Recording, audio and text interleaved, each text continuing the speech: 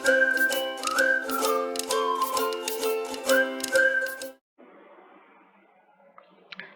Assalamualaikum warahmatullahi wabarakatuh. Hari ini akan membahas tentang bab pertama dari kimia kelas 10, itu adalah hakikat kimia. Di sini hakikat kimia akan saya masukkan ke juga materi kimia hijau karena di kurikulum IPA 2021, dimana kan kalau anak kelas 10 sekarang nggak ada IPA IPS dulu, tapi belum ada penjurusan ya, hanya materi IPA. Nah, jadi ada masuk ke kimia hijau. Di materi hari ini, kimia hijau juga akan saya masukkan ke dalam hakikat ilmu kimia itu juga. Jadi mudah-mudahan bahan ini bisa membantu kalian memahami pelajarannya. Oke? Nah, apa aja yang akan saya masukkan ke dalam materi hari ini adalah yang pertama, kita kenalan dulu sama ilmu kimia, terus kita kenalan sama prinsip dari kimia hijau, kemudian review materi penting seperti kayak penggolongan jenis-jenis materinya, yang D, wujud, sifat, dan perubahan materi, yang E, metode ilmiah, yang F, keselamatan lab. Oke, yang pertama kita akan masuk ke apa sih sebenarnya tuh ilmu kimia. Nah, jadi kalau kalian ngelihat gambar-gambar seperti ini, mungkin kalau kalian di misalnya di mana gitu ada gambar struktur atom, maka kalian bisa lihat kok ada kimia itu sebenarnya adalah ilmu pengetahuan alam yang mempelajari tentang materi yang meliputi struktur, susunan, sifat, dan perubahan materi dan energi yang menyertainya. Jadi sebelumnya kita kenal dulu apa sih sebenarnya materi itu. Materi itu sendiri adalah segala sesuatu yang punya massa dan volume. Nah, kemudian jadi kalau di kimia itu kalau dia punya massa dan dia punya volume, maka dia bisa dipelajari. Apa aja yang dipelajari? Yang dipelajarinya adalah strukturnya. Seperti ini strukturnya. Kemudian susunan materinya, apakah berbentuk misalnya tetrahedral susunan materinya atau berbentuk kristal, bisa aja. Terus sifat materinya, misalnya apakah dia mudah terbakar, bisa merusak permukaan atau korosif, bisa terbakar. Nah, itu sifat materi. Dan perubahan materinya. Jadi misalnya apakah materi itu bisa dirubah menjadi dari satu tempat ke tempat yang lain. Kemudian bisa saja dari perubahan materi tersebut dia memiliki energi juga gitu. Nah, kemudian manfaat ilmu kimia dalam kesehari-harinya. Nah, dalam ilmu sebenarnya ilmu kimia itu salah satu ilmu yang kalian tuh bisa aplikasinya. Yang pertama dari kimia kalian bisa tahu metabolisme tubuh kalian seperti enzim, kemudian beberapa pernapasan. Itu kan sebenarnya ada energi, ada kimia juga, reaksi kimia. Ada fotosintesis. Nah, itu tuh metabolisme tubuh yang kimia mempelajarinya seperti reaksi hemoglobin itu ada di fungsi kimia dalam metabolisme.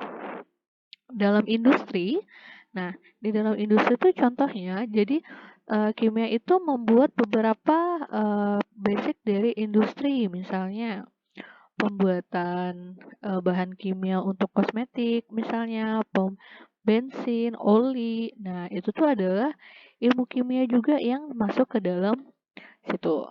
Kemudian dari ilmu kimia kita juga bisa mempelajari di bahan pangannya. Jadi kalian bakal memilih misalnya mana pengawet yang cocok buat kondisi tubuh kalian. Misalnya ada bahan pangan kimia alami, ada yang enggak, sintetis. Kemudian ada makanan-makanan yang perlu ditambahkan vitamin misalnya, atau ada bahan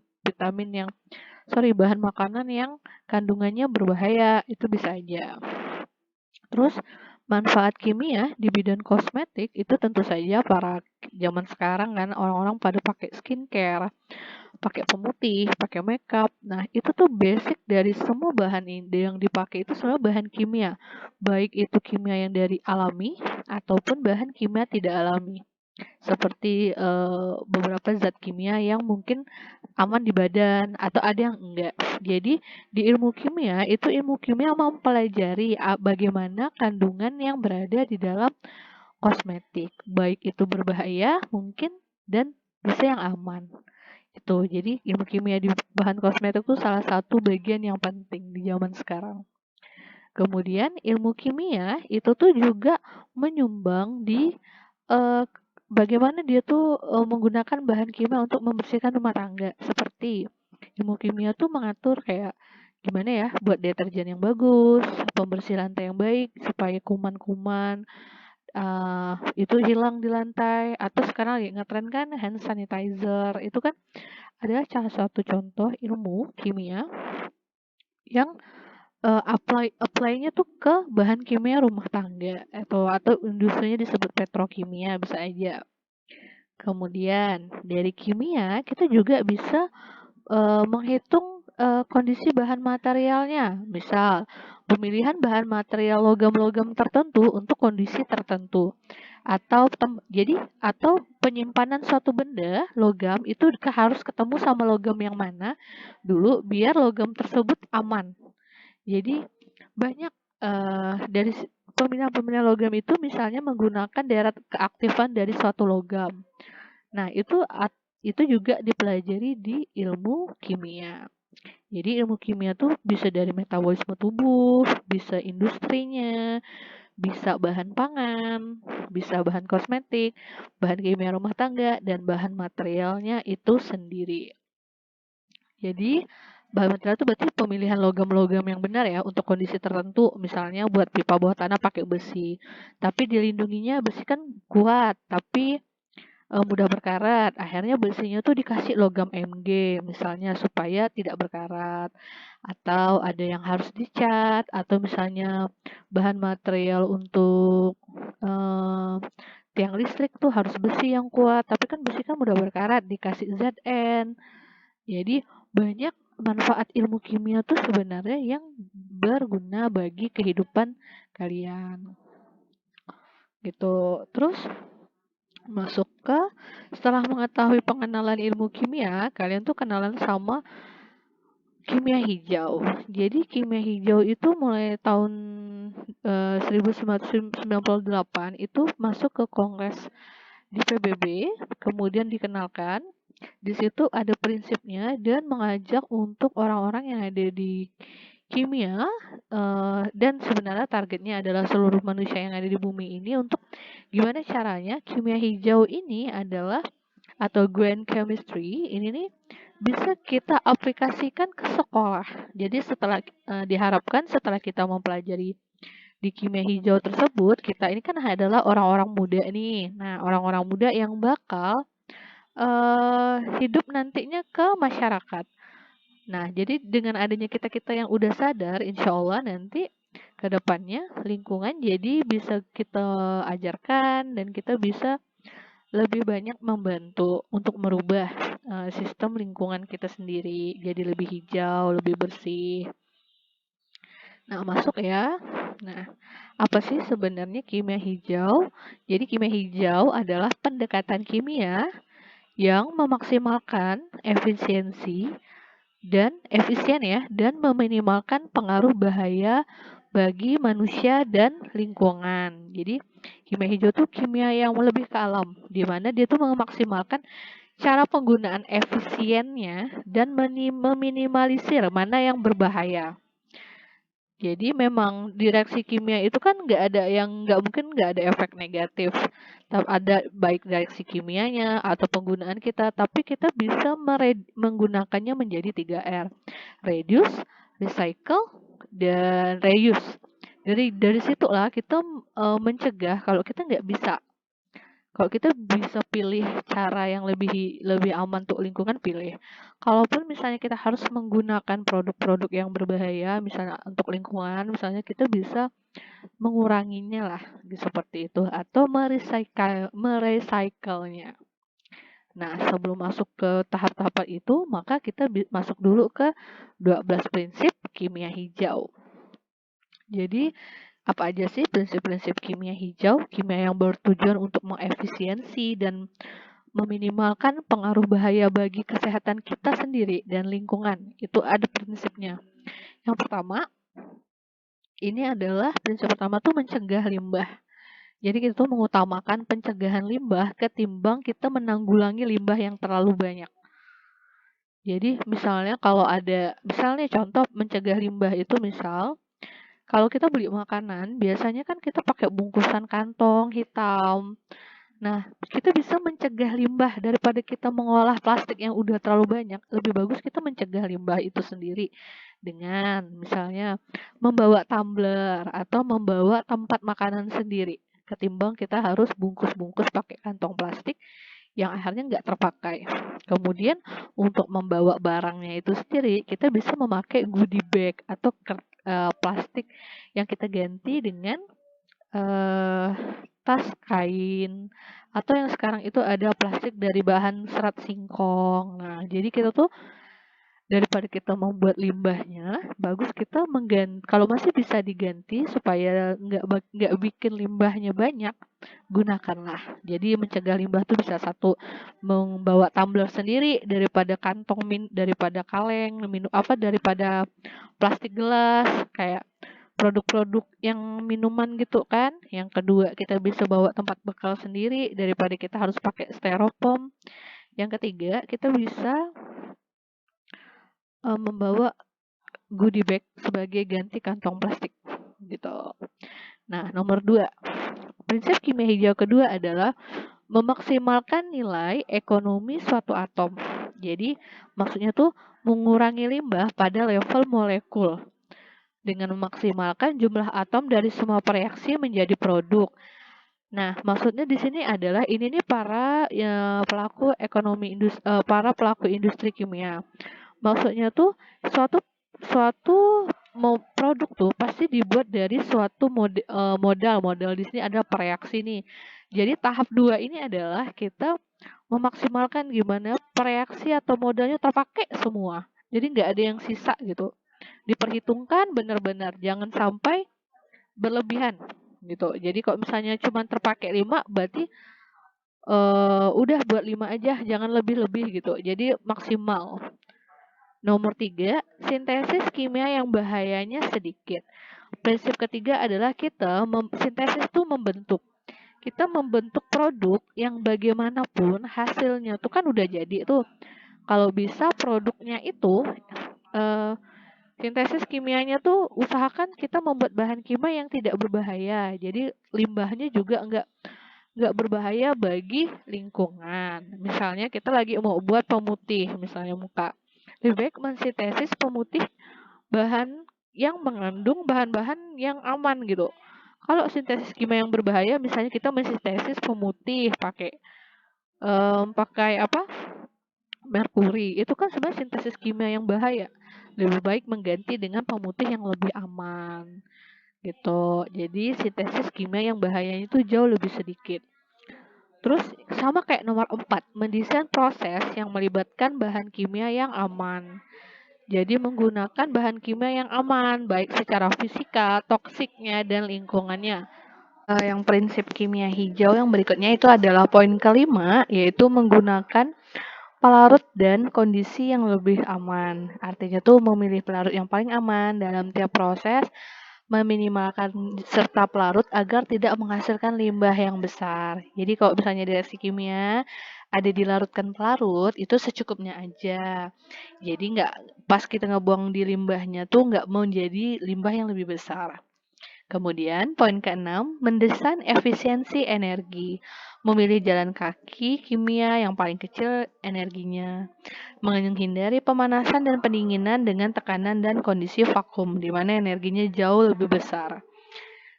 Kemudian poin ketujuh, menggunakan bahan baku terbarukan. Maksudnya adalah yang bisa terus ada gitu. Dan dari produk pertanian, hasil alam. Nah, bahan baku yang tidak bisa terbarukan itu contohnya bahan bakar fosil, minyak bumi, gas alam, batu bara. Itu kita hindari.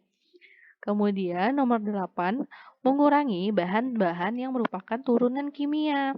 Jadi mengurangi bahan turunan kimia untuk mengurangi tahapan reaksi seperti tambahan bahan dan produksi limbahnya.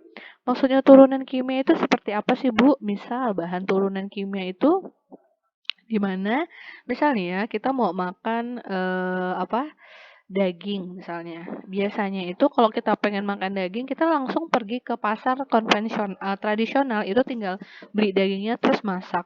Bahan turunan itu seperti misalnya kita mau makan daging nih, itu diawetkan lagi. Setelah diawetkan lagi, ditambah lagi ini, pokoknya tuh banyak sampai proses menjadi tahan lama atau ada proses tambahan bahan kimia lain. Nah, itu tuh sebenarnya bahan turunan. Jadi akhirnya banyak banget limbah yang dihasilkan. Misalnya kalau kita pengen makan daging aja tinggal masak kan, tapi kalau kita mengawetkannya lagi, habis itu dijadiin digoreng, ditambah A, tambah B, itu tuh sebenarnya limbahnya jauh lebih banyak. Jadi lebih bagus mengurangi bahan turunan. Dan agar menghindari produksi limbahnya. Kemudian nomor 9 yaitu menggunakan katalis. Boleh dicatat ya. Jadi katalis itu adalah zat kimia yang ditambahkan untuk mempercepat reaksi. Tapi bahan kimia tersebut akan dihasilkan kembali. Jadi penggunaan katalis ini untuk mempercepat reaksi itu karena dia mempercepat reaksi yang biasanya nih suatu produksi kalau reaksinya itu bisa sampai 30 hari misalnya. Ternyata setelah menggunakan katalis kan zat kimia yang bisa mempercepat reaksi. Katalis itu bisa bikin lebih cepat. Misalnya yang awalnya 30 hari, dia bisa jadi 10 hari. Nah, itu kan 10 ke 30 hari kan banyak listrik yang bisa lebih dihemat, bahan. Nah, itulah makanya diharapkan prinsip kimia hijau itu menggunakan katalis. Kemudian nomor 10, mendesain bahan kimia dan produksi yang terdegradasi setelah digunakan.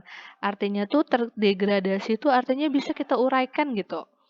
Contoh nomor 10 ini misal kita tuh lebih menggunakan kantong plastik yang dari pati singkong misalnya. Itu kan sebenarnya plastik-plastik yang kalau kita gunakan, kita buang, itu tuh singkong, itu tuh bahan alam. Jadi masih bisa didegradasi atau diuraikan lagi sama lingkungan. Dan kita menghindari plastik-plastik yang tidak perlu. Misalnya kalau kita bisa bawa pakai goodie bag, itu lebih baik daripada kita menggunakan plastik. Bayangkan misalnya satu kali kita makan, kita menggunakan satu kantong plastik bakso misalnya. Itu paginya bakso, siangnya nasi kuning pakai kantong lagi sama styrofoam, malamnya beli boba misalnya, itu kan juga kantong plastik kan. Berarti satu hari kalian tuh mengumpulkan 3 kantong plastik. Kalau kalian bayangin aja, kantong plastik itu kalau kita buang ke tanah, itu memerlukan waktu sampai ratusan tahun untuk tanah itu bisa menghancurkan plastiknya. Sementara kalian tuh satu hari itu menyumbangkan 3 kantong plastik. Otomatis itu tuh bakal beratus-ratus tahun, bahkan mungkin bermiliaran tahun untuk tanah itu bisa menghancurkan plastiknya. Apa yang terjadi kalau tanahnya tuh nggak bisa kalau banyak kantong plastik, berarti tuh kayak unsur zat hara yang berada di tanah itu bakalan susah buat ditumbuhin tanaman. Kalau tanamannya nggak bisa ditumbuhin, maka kita akan kekurangan sumber daya alam untuk makanan kita sendiri. Jadi mungkin nanti anak cucu kita itu akan kesulitan untuk bertanam. Begitu. Jadi gunakanlah bahan kimia yang mudah terurai. Dan kalaupun kita perlu pakai, kita perlu kurang-kurangi banget agar nggak menjadi terakumulasi di dalam lingkungan. Gitu. Nah, poin ke-11 dari prinsip kimia hijau adalah menganalisis secara langsung untuk mencegah polusi. Jadi metode analisis yang dilakukan secara real time untuk mencegah pembentukan bahan berbahaya bagi lingkungan. Tentu saja poin ke-11 ini kita sebagai siswa itu belum bisa langsung menganalisis. Nah, ini adalah para orang yang bekerja di lembaga, dia langsung mengecek misalnya suatu pabrik benar nggak analisis limbahnya tuh beneran bisa dikurangi atau tidak gitu, atau ini terlalu berbahaya. Dia yang mengontrol untuk bagian lingkungan ya, apakah limbah-limbah tersebut dibuang ke alam kah atau udah benar ditaruh di suatu tempat diolah dulu, sudah sampah atau limbahnya tidak berbahaya baru dilepas ke lingkungan. Nah, itu adalah menganalisis secara langsung untuk mencegah polusi ini adalah orang yang berada di lembaga lingkungan. Seperti itu, yang kerja misalnya seperti dinas lingkungan, LSM, seperti itu. Nomor 12, Mencegah potensi kecelakaan. Nah, prinsip kimia hijau yang terakhir adalah bagaimanapun memilih bahan kimia yang digunakan dalam reaksi kimia dan mengembangkan prosedur untuk menghindari kecelakaan. Jadi, seperti kita ketahui, bahan kimia itu kita butuhkan dalam suatu produksi, suatu. Nah, tapi jangan lupa bahan kimia juga bisa jadi berbahaya. Nah, bukan berarti kita kadang nggak bisa pakai. Kalau kita nggak bisa pakai, berarti kita nggak bisa menciptakan, memproduksi suatu benda kan, atau bahan. Jadi digunakanlah bahan kimia dengan tetap digunakan, tapi dengan prosedur untuk menghindari kecelakaan. Jadi misalnya di lab kimia itu banyak bahan kimia berbahaya, tapi kita butuhkan untuk memproduksi suatu senyawa atau obat atau skincare misalnya, tapi ada namanya prosedur yang dikembangkan agar nggak sembarangan, agar terhindar dari kecelakaan. Jadi misalnya kalau kalian lihat suatu produk yang ada bahan kimianya, biasanya ada di situ kayak ada tulisan, misalnya harus disimpan di suhu di bawah 30 Celcius, jangan disimpan di yang ada cahaya, jangan sampai terbentur, bergetar. Nah, itu adalah salah satu prinsip nomor 12. Jadi kita menggunakan bahan kimia tapi tetap mengembangkan prosedur yang ketat untuk menghindari kecelakaan. Nah, berarti kalau kalian lihat prinsip kimia hijau itu ada 12. Berarti satu, mencegah limbah, memaksimalkan nilai ekonomi. Nomor 3, sintesis kimia yang bahayanya lebih sedikit. Yang keempat, mendesain proses yang ada bahan kimia yang aman. Yang kelima, menggunakan pelarut dan kondisi reaksi yang lebih aman. Yang keenam, mendesain efisiensi energi. Nomor 7, menggunakan bahan baku yang lebih mudah terbarukan atau lebih mudah diperbaharui maksudnya. Nomor 8, mengurangi produk dengan bahan turunan kimia. Yang kesembilan, menggunakan katalis untuk mempercepat reaksi. Yang 10, mendesain bahan kimia dan produksi yang agar mendesain bahan kimia yang mudah diuraikan atau terdegradasi. Yang ke-11, menganalisis secara langsung untuk mencegah polusi. 12, mencegah potensi kecelakaan dengan mengembangkan prosedur untuk menghindari kecelakaan tersebut. Nah, jadi, kenapa peran kimia hijau mulai dimasukkan ke dalam kurikulum sekolah, di mana salah satu peran kimia hijau itu adalah mendukung di Kongres PBB itu, dia mendukung 17 agenda yang membangun berkelanjutan hingga tahun 2030 yang dicanangkan oleh PBB. Berikut simbolnya, bisa kalian lihat, perhatikan dulu baik-baik. Nah, oke. Hingga tahun 2030 oleh PBB. Jadi yang pertama, memberantas kemiskinan, mengakhiri kelaparan. Nomor 3, hidup sehat dan sejahtera. Yang keempat, pendidikan yang bermutu. 5, kesetaraan gender. 6, air bersih. 7, energi bersih dan terjangkau. 8, pekerjaan yang layak, serta pertumbuhan ekonomi. Nomor 9, industri, inovasi, dan infrastruktur. Nomor 10, mengurangi ketimpangan. Nomor 11, kota dan komunitas yang berkelanjutan. 12, produksi konsumsi yang bertanggung jawab. Nomor 13, penanganan iklim. 14, menjaga ekosistem laut. 15, menjaga ekosistem darat. 16, perdamaian, keadilan, institusi yang kuat. Nomor 17, kemitraan untuk mencapai tujuan. Jadi adalah the global goals for sustainable development. Jadi agenda ini yang mana sih yang prinsip kimia hijau itu masuk? Berada di posisi nomor 3, di mana hidup sehat dan sejahtera.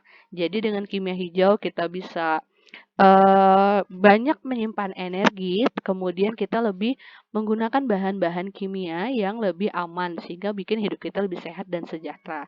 Kemudian posisi 6, dengan menggunakan bahan kimia yang lebih aman, kemudian kita bisa mengurangi bahkan bisa menghasilkan limbah produksi yang tidak berbahaya setelah kita olah. Jadi sehingga air bersih dan sanitasi itu lebih mudah didapatkan. 7. Energi bersih dan terjangkau. Ingat, salah satu syarat dari prinsip 12 kimia hijau itu adalah kita menggunakan energi yang bisa diperbaharukan. Nah, contoh nih, kita juga di Indonesia, Pak Jokowi itu ada mencanangkan penggunaan biosol 30. Nah, itu menggunakan biosolar diharapkan kita menjadi lebih solar yang dipakai itu menghasilkan energi yang bersih sebagai hasilnya dan lebih terjangkau karena dari tumbuhan biologi gitu kan dan bisa diperbaharui. Kemudian poin dari yang 17 agenda pembangunan itu, kimia hijau itu masuk di poin 13. Nah, lihat 13 penanganan iklim dengan mengurangi pemakaian kimia yang bahan kimia yang lebih berbahaya dengan menggantinya atau kita juga tidak memakai sama sekali, misalnya apabila kayak kasus contoh ya, misalnya kita udah bisa menggunakan solar yang biologi, misalnya dari bio, iklim tuh diharapkan lebih baik, di mana hasil logamnya itu lebih penanganannya itu hasil limbahnya lebih aman jika dibuang ke lingkungan misalnya. Jadi penanganan iklimnya kayak juga bisa lebih bagus. Nah, misal penggunaan CFC itu tuh juga dikurangi sehingga iklim tuh lebih aman. Nomor 13, kemudian 14, menjaga ekosistem laut, di mana kalau kita lebih banyak menggunakan bahan kimia yang berbahaya pas dibuang, apalagi kalau ke air atau ke laut, itu tuh berbahaya. Kemudian nomor 15, menjaga ekosistem darat dan laut, ini sama. Jadi poin prinsip kimia hijau yang akan next dimasukkan ke kurikulum 2021 itu diharapkan akan berkelanjutan sampai tahun 2030 mendukung agenda pembangunan dunia. Jadi seperti itu. Lanjut. Kemudian di sini masuk ke poin C, yaitu penggolongan materi. Ingat, materi adalah objek yang dipelajari di kimia, di mana syaratnya tuh punya massa dan punya volume. Materi itu atau zat di bumi ini terbagi menjadi dua. Materi itu termasuk dalam campuran atau materi zat tersebut masuk dalam zat murni. Kalau campuran itu ada homogen sama heterogen. Nah, kalau homogen itu adalah campuran yang sejenis. Jadi kalau dicampur kita cuma melihat dia satu fase. Contoh campuran homogen ini adalah air, garam misalnya. Air dan garam apabila bercampur, kita nggak bisa pisahin air sama garamnya. Ya, nggak bisa. Jadi begitu langsung jadi. Tapi kalau campuran heterogen itu adalah campuran yang kalau bercampur dia tidak bisa dia masih bisa kita bedain mana zat A, mana zat B. Contoh, ada air sama pasir. Begitu kita campur, kita masih bisa bedain ini airnya, ini pasirnya. Begitu. Nah, zat murni itu terbagi menjadi dua lagi, ada unsur, ada senyawa. Udah. Nah, zat murni unsur itu artinya yang bisa kita lihat tunggal kayak misalnya besi, kalsium, oksigen itu unsur.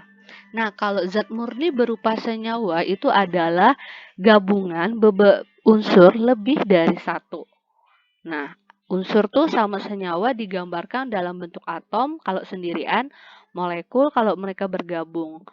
Nah, molekul diatom, molekul poliatom, dan molekul senyawa. Untuk lebih jelasnya, silahkan lebih memperdalam di slide berikutnya. Nah, unsur. Unsur itu adalah gabungan dari satu jenis atom. Nah, jadi gabungan dari satu jenis atom. Nah, tapi nggak bisa lagi diuraikan lagi. Misal, unsur kalium. Kalsium nih merupakan gabungan dari atom kalsium, atom kalsium, atom kalsium. Nah, kalau kalium ini gabungan unsur kalium itu gabungan dari berbagai macam atom kalium menjadi unsur kalium. Nah, di mana unsur atau atom biasanya kita nyebutkannya bareng, unsur itu satu. atom juga satu. Jadi kayak unsur tuh kayak gabungan dari mereka yang sejenis, tapi kita sebut atom juga boleh. Unsur atau atom diketahui itu sampai slide ini saya buat itu 115 unsur. Nah, ada 19 unsur yang alam dan ada yang buatan. Nah, untuk mengetahui banyak dari unsur kimia ini, kita memerlukan yang namanya tabel periodik. Nah, bagaimana sih Bu tabel periodik? Nah, ini adalah contoh tabel periodik.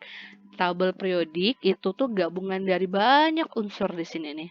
Jadi unsur itu disusun berpakai nomor atom. Nah, ini 1, 2, 3, 4, 5, 6, 7, 8. Tuh, sampai sini.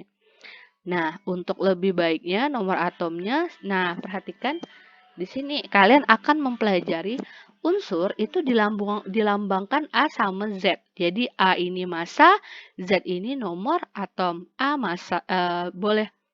Ini terbalik ya, Z nomor massa. Nah, A nomor atom. Boleh atas, boleh bawah. Intinya itu kalau massa tuh yang besar, nomor atom tuh yang lebih kecil. Contoh. Nih, ada hidrogen, ada nomor atom, ada massanya, ini nggak nampak ya, ini simbolnya. Nah, seperti itu. Kemudian, unsur tuh, lambang unsur tuh kita bisa sebut atom, bagian terkecil yang membentuk unsur suatu kimia, ada proton, neutron, elektron. Kemudian, atom sejenis gabung menjadi unsur biar nampak oleh mata, ini zat tunggal yang nggak diuraikan lagi. Jadi, misalnya atom kalsium.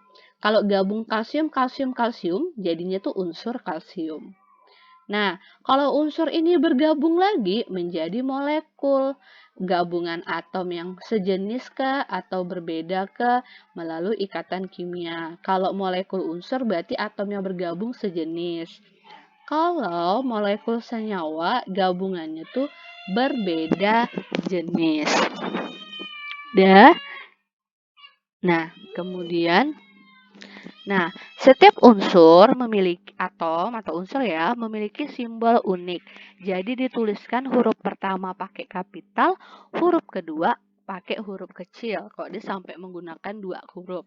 Contoh, fluorin itu dituliskan F, bukan F kecil. Kobalt itu CO, C besar, O kecil, bukan CO. Kalau CO itu kan ini 2 kapital nih kan, berarti 2 huruf besar artinya ada 2 unsur yang berbeda. Tapi kalau kita mau nuliskan satu unsur itu cukup C besar 1, O-nya kecil kalau dia merupakan satu unsur.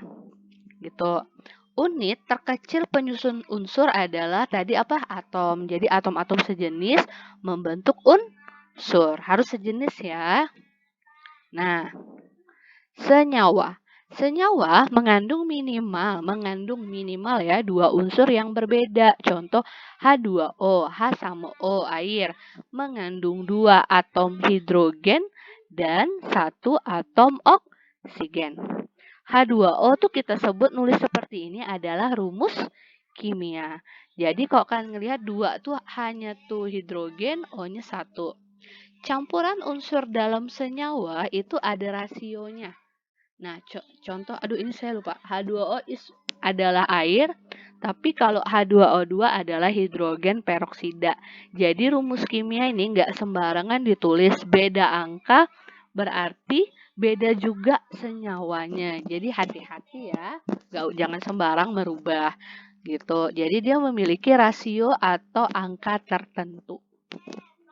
Nah, pertanyaannya, kalau H2O kan senyawa ya. Kalau O2 sama H2 ini kan pergabungan dari unsur yang sama. Kalau senyawa kan harus minimal 2 yang berbeda. Maka kalau seperti ini berarti O2 sama H2 ini bukan senyawa karena syarat senyawa tuh harus berbeda-beda. Kalau sama tuh namanya apa? Namanya adalah molekul unsur. Jadi, kalau dia sejenis, kita sebut dia molekul unsur. Nah, kalau dia lebih di 2 tapi berbeda, kita baru sebut senyawa. Jadi seperti itu. Nah, masuk ke sifat zat yang merupakan campuran. Perbedaan antara senyawa sama campuran tuh beda banget. Kalau senyawa itu campurannya harus pakai reaksi kimia.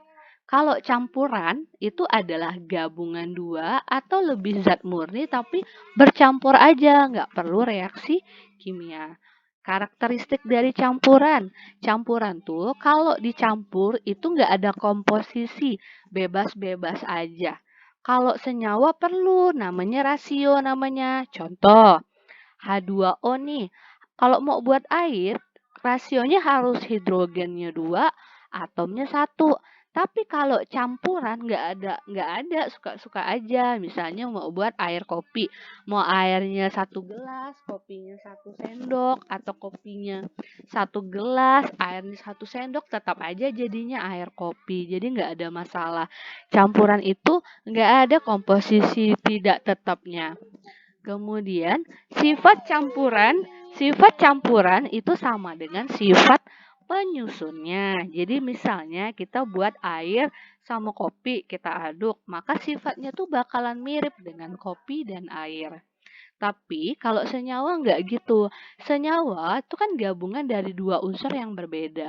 Begitu dia bercampur, dia itu sifatnya nggak sama dengan penyusunnya. Begitu. Contoh, hidrogen sama oksigen membentuk H2O air. Hidrogen gas, oksigen gas, begitu bercampur jadinya adalah air, cair. Nah, itu kan berbeda dengan sifat penyusun asalnya. Jadi kalau contoh lagi garam dari Na sama Cl. Nah, Na sama Cl itu logam yang Na logam yang reaktif, mudah terbakar, Cl adalah gas yang beracun. Tapi begitu menjadi garam, NaCl, senyawa ya, sifat dari senyawa tuh beda dengan penyusunnya. Dimana kita tahu kalau garam kan bisa dimakan, nggak beracun.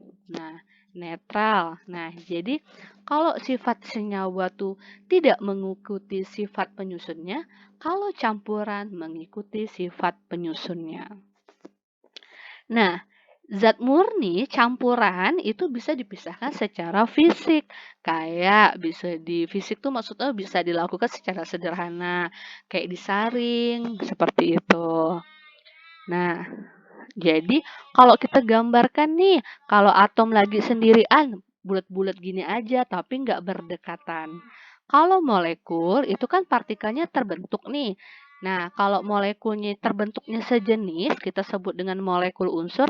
Molekul tuh pokoknya berikatan ya. Nah, kayak gini nih. Ini namanya molekul unsur. Gambarnya bulat tapi berdekatan. Jadi kalau berdekatan tuh berarti ada ikatan. Itu namanya molekul. Kalau sejenis molekul unsur. Nah, kalau molekul dia berikatan tapi beda warna, berarti unsurnya lebih dari 1. Kita sebut apa kalau lebih dari 1? Senyawa. Nah, sekarang coba kita tes pertanyaan ini, klasifikasikan zat di bawah ini termasuk dalam unsur, senyawa, campuran homogen atau heterogen. Jadi buat ngecek unsur, biasanya kan unsur ada 115 unsur tuh ada di dalam tabel periodik. Ciri-cirinya tuh biasanya ditulis dengan 1 huruf besar. Kalaupun ada huruf kecil, kalaupun ada huruf kedua, biasanya dituliskan menggunakan huruf kecil. Kemudian kalau senyawa itu gabungan dari unsur-unsur minimal 2 yang berbeda. Oke. Berikutnya adalah asam sulfat. Asam sulfat kalau karena kalian masih awal belajar kimia kan boleh ngecek rumus kimia H2SO4. Nah, H2SO4 itu rumusnya asam sulfat. Nih bisa dilihat ini adalah ini nggak bisa ke arah bawah dikit ya, H2SO4. Nah, di sini H2SO4 tuh gabungan dari unsur H, S, dan O, berarti kan unsur yang berbeda, minimal 2, ini udah 3. Maka ini masuk kategori senyawa. Seperti itu. Terus bensin. Nah, bensin seperti kita ketahui ada banyak jenisnya, ada Petralite, ada Petromax atau Pertamax. Nah, itu adalah banyak jenis campuran bensin. Nah, karena tidak ada komposisi tetap, rumus kimia bensin seperti itu kan dia campuran dan, itu kita kategorikan campuran. Nah, karena salah satu campuran yang dicampur tuh nggak bisa dibedain mana pertamax, mana yang N-heptananya, mana isoheptana. Jadi kan kita nggak tahu tuh, nggak nampak campuran dari bensinnya kalau kita lagi ngelihat bensinnya. Jadi kalau kita lihat bensin kan bentuknya cuma satu bentuk aja, yaitu cair aja kan, nggak bisa nampak siapa penyusunnya. Nah, kita kategorikan campurannya itu campuran homogen. Nah, kemudian helium. Nah, helium adalah salah satu nama unsur, di mana lambangnya adalah He di dalam tabel periodik, maka dia kategori unsur. Kemudian sirup jeruk, squash jeruk. Seperti kita ketahui, kalau kita mau buat jeruk sirup kan itu ada dari airnya, ada gula, ada sirupnya. Ketika bercampur itu nggak ada komposisi tetap. Ada yang biasanya menambahkan gula 1 gelas, ada yang 3 gelas, ada yang 5. Itu kan nggak ada aturan kalau mau buat sirup. Tapi dia merupakan campuran. Jadi karena nggak ada komposisinya. Terdiri dari air, jeruk, gula. Nah, maka dia kategori campuran. Campuran apa? Homogen atau heterogen? Ketika air, jeruk, dan gula bercampur, kemudian diaduk, kita udah nggak bisa bedain lagi mana penyusun-penyusunnya. Maka dia termasuk dalam campuran homogen. Seperti itu. Kemudian lanjut lagi ke berikutnya, yaitu wujud dan sifat dari materi. Nah, wujud dan sifat dari materi, jangan lupa ini ada di materi SMP, wujud, sifat, dan perubahan materi. Oke. Sebentar. Ini saya pindah dulu karena tidak bisa bergerak. Lanjut. Wujud dan sifat materi.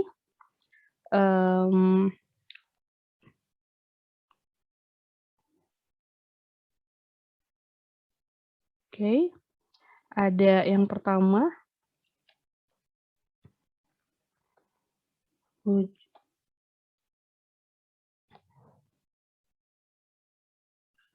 Nah.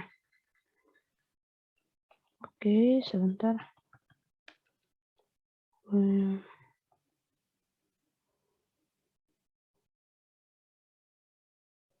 Yang pertama adalah wujud materi. Nah, jadi wujud materi seperti kita ketahui ada padat, cair, gas, di mana padat itu namanya solid, cair itu liquid dilambangkan dengan L, gas itu dilambangkan dengan gas. Jadi kalau padat itu namanya solid, singkatannya S. Jadi setiap zat kimia itu ada lambangnya. Kalau ada nama kimianya terus ada buka kurung S ini artinya solid, berarti benda tersebut berbentuk padat. Kalau ada benda ada tulisan L berarti liquid berbentuk cair, kemudian G berarti bentuk zat tersebut adalah gas, begitu. Kemudian lanjut.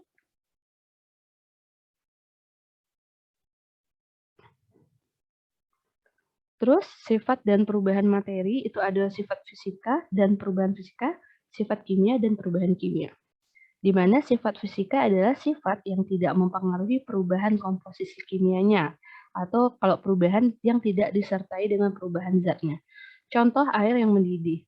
Air yang mendidih itu saat mendidih dia itu memang berubah, masih tetap air, cuman berubah fase aja dari cair menjadi gas. Tapi dia tetap menjadi masih tetap air, maka itu termasuk dalam perubahan fisika. Sifat fisika juga. Lanjut, di mana kalau fase-fase seperti kalian ketahui ada padat, cair, sama gas. Kalian bisa baca sifat-sifat ini.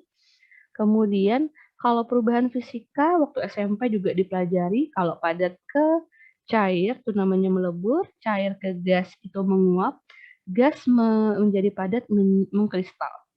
Kemudian kalau kita putar balik, padat ke gas menyublim, gas menjadi cair mengembun, cair menjadi padat itu membeku.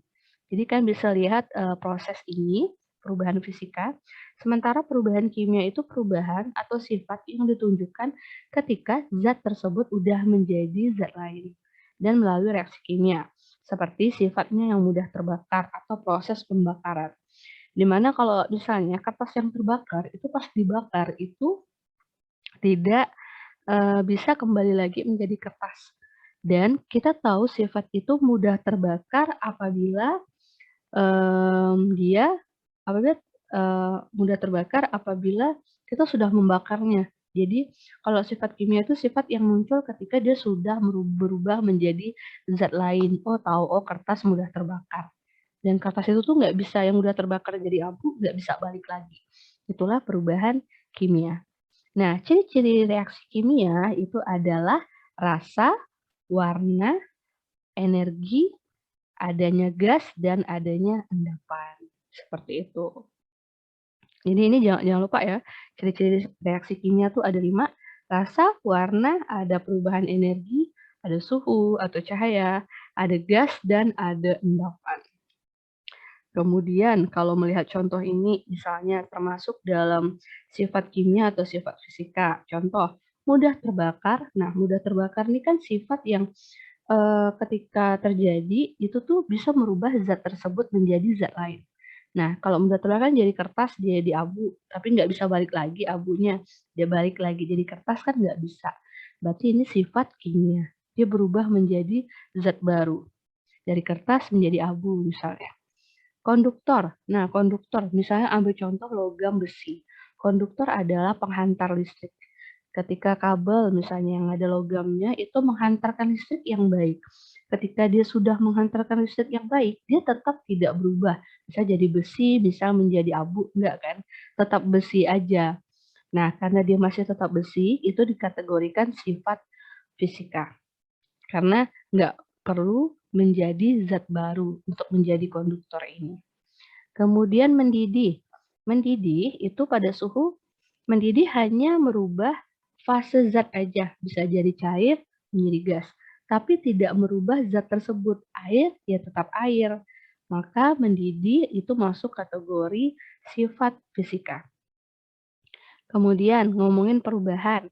Garam yang dilarutkan dalam air. Garam yang dilarutkan dalam air masih menjadi air yang asin.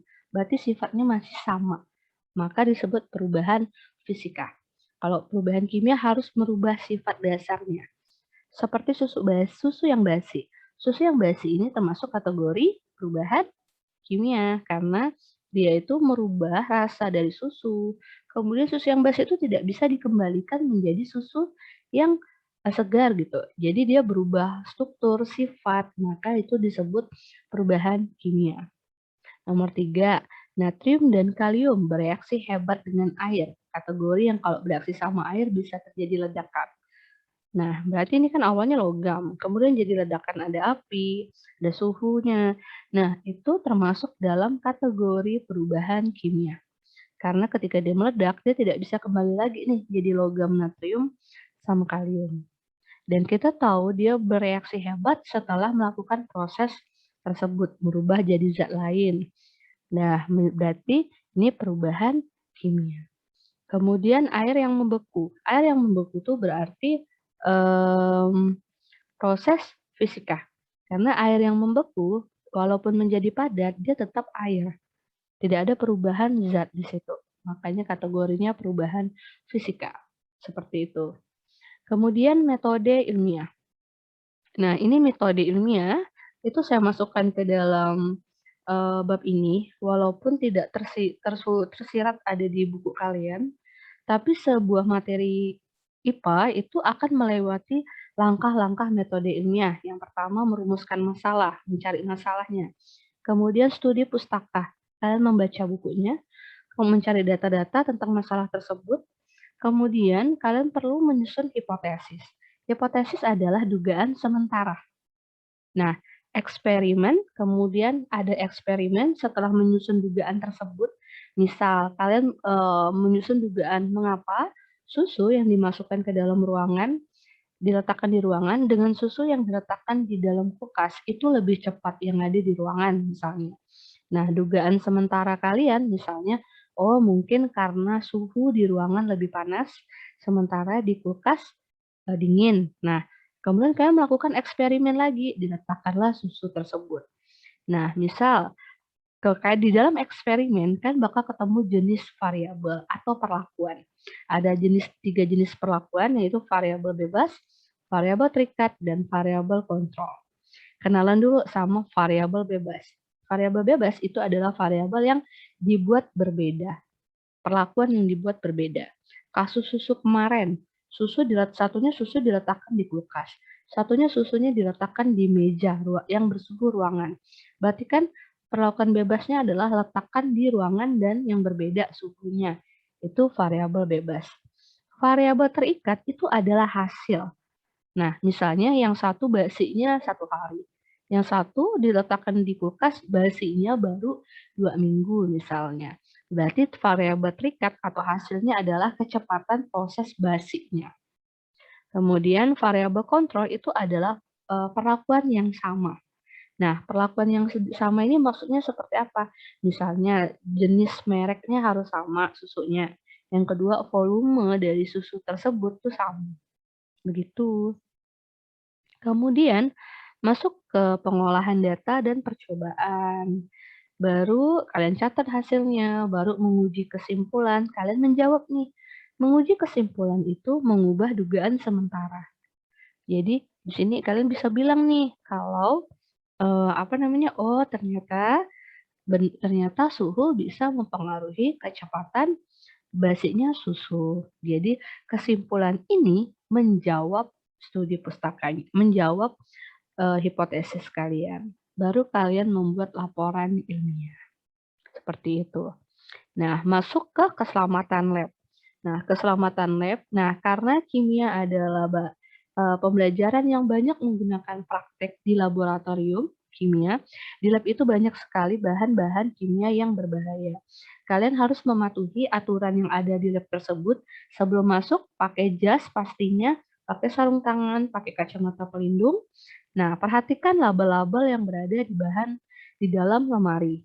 Ini nih hati-hati, ini adalah rambu keselamatan di lab.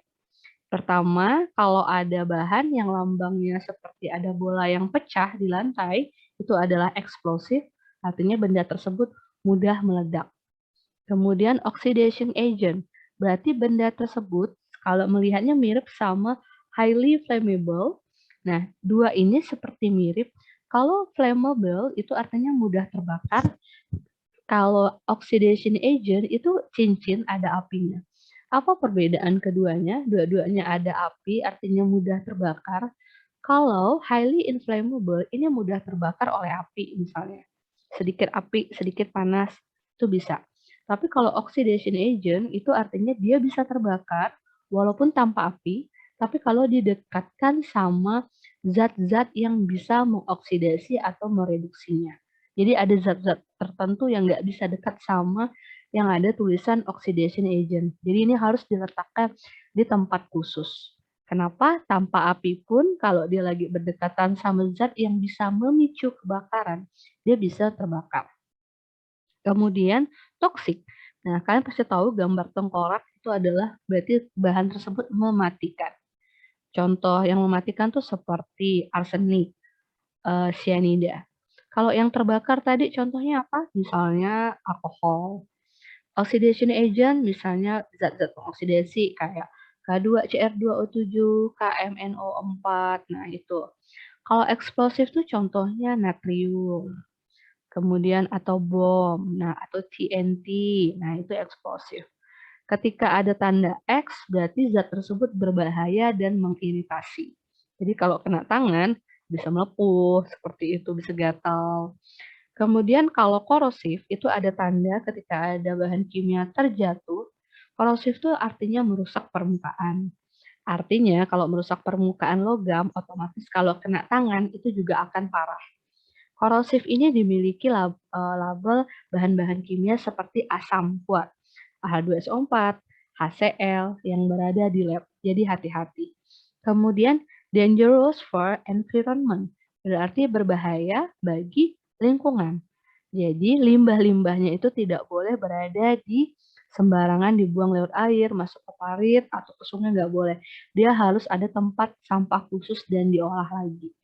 Seperti itu, baru dibuang. Jadi lambang-lambang yang ada di sini ada di bahan kimia yang ada di lab. Satu bahan bisa saja mengandung banyak label.